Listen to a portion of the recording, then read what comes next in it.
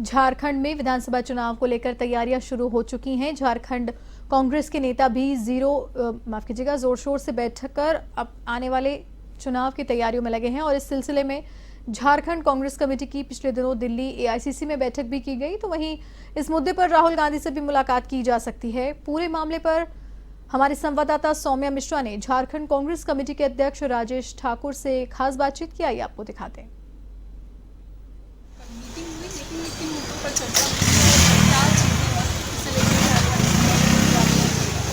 देखिए, हमारे यहाँ विधानसभा चुनाव की तैयारी शुरू हो गई है और उस निमित्त हम लोगों ने जो प्रखंड और पंचायत स्तर पर कमेटियाँ बनाई और उसी आधार पर हमने आदरणीय राहुल गांधी जी का समय मांगा है कि एक यात्रा करें और उस यात्रा का शुभारंभ आदरणीय राहुल गांधी जी करें।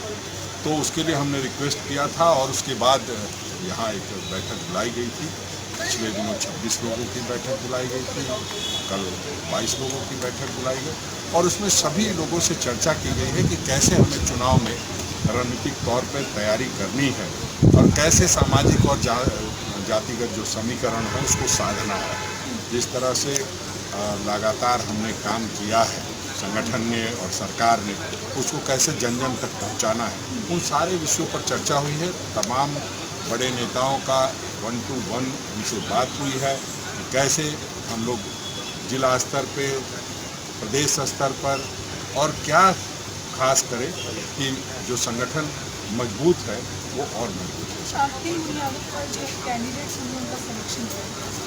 देखिए, कैंडिडेट्स के लिए अभी तो हमारे यहाँ प्रोसेस सिर्फ हमारे जो अभी स्क्रीनिंग कमेटी के लोग बने, हमारी पीएसी अभी नहीं बनी है। सभी लोग अपने अपने क्षेत्र में काम में लग गए हैं। चुनाव तो एक ही व्यक्ति को लड़ना होता है एक विधानसभा में, एक ही हर विधानसभा में 5-5, 10-10 लोग। तो हमें लगता है उन सबकी तैयारी हम लोग देखेंगे और उस हिसाब से फिर जो लोग बायोडाटा देंगे और जो उनके काम का एक जो हम लोग अपने तरीके से सर्वे करा रहे हैं, उन सबको देखते हुए फिर उस पर निर्णय दिया जाएगा। बांग्लादेश की हिंसा और जिस तरीके से घुसपैठियां लगातार आ रही है, लेकर के राज्य को भी सतर्क किया गया है।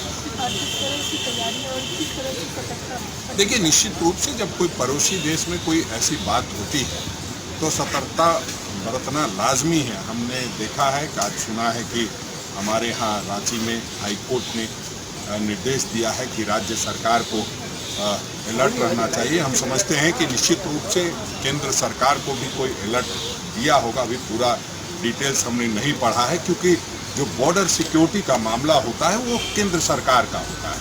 अगर कोई अंदर घुस जाएगा उसके बाद हमको सावधानी बरतनी है, लेकिन अगर बॉर्डर सिक्योरिटी फोर्स ठीक से काम करे और देश का केंद्रीय गृह मंत्रालय ठीक से काम करेगा तो कोई अंदर ही नहीं आएगा, तो हमारा विषय नहीं रह जाएगा। लेकिन माननीय उच्च न्यायालय ने जो आदेश दिया है उसका हम लोग अक्षरशः पालन करेंगे। जिस तरह से ईडी को फटकार पड़ी है उसे लेकर आपको क्या प्रतिक्रिया है? देखिए, ये तो कई मामलों में इस तरह के फटकार पड़ते रहे हैं। ईडी अगर देखेंगे तो ईडी फटकार की आदी हो गई है और पहले भी जो माननीय हेमंत सोरेन जी का मामला था उस पर जो जमानत दी गई उसमें स्पष्ट कर दिया गया था कि जमानत किस लिए दिया जा रहा है। उस पर सुप्रीम कोर्ट ने भी अपनी मुहर लगा दी और आज एक बार फिर माननीय न्यायालय ने कहा है कि ईडी काम करे। ये जो 1% का जो मामला है कि अब तक 1% पे कार्रवाई हुई है, तो निश्चित रूप से उसको देखना चाहिए ईडी को। ये था हमारे साथ झारखंड कांग्रेस के अध्यक्ष राजेश ठाकुर। कैमरा जर्नलिस्ट राधे के साथ मैं सौम्या मिश्रा, A1।